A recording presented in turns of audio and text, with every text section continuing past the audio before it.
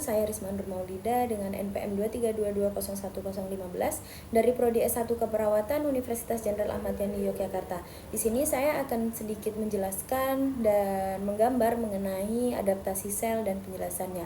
Bagaimana videonya? Mari kita simak.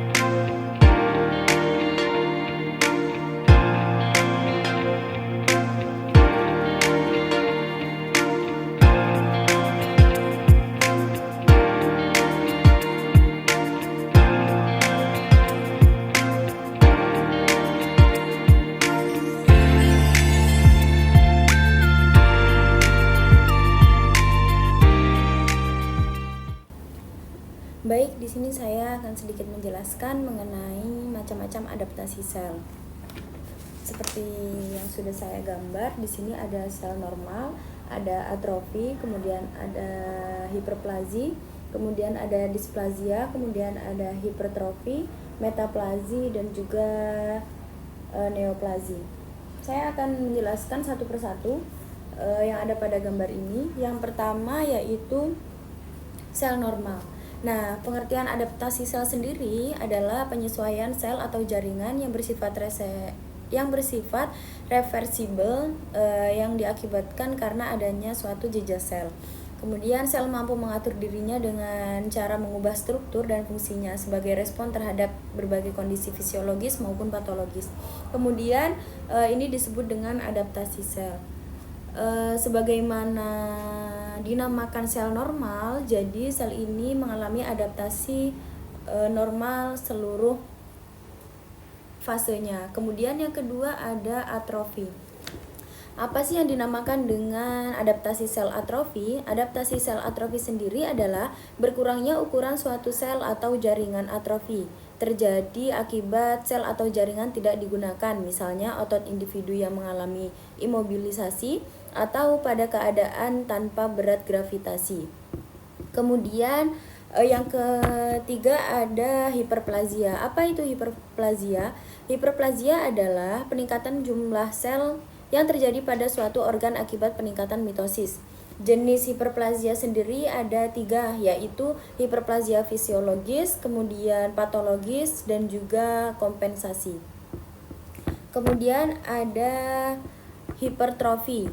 Apa itu hipertrofi? Hipertrofi adalah bertambahnya ukuran suatu sel atau jaringan. Hipertrofi merupakan suatu respon adaptif yang terjadi apabila terdapat peningkatan beban kerja suatu sel.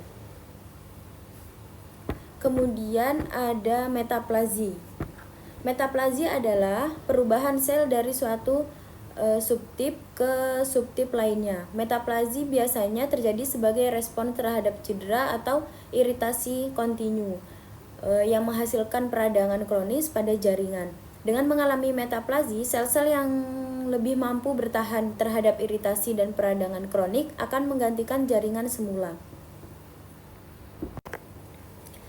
Adapun displasia adalah kerusakan pertumbuhan sel yang menyebabkan lahirnya sel yang berbeda ukuran, bentuk dan penampakannya dibandingkan sel asalnya. Displasia tanpa terjadi pada sel yang terpajan iritasi dan peradangan kronik.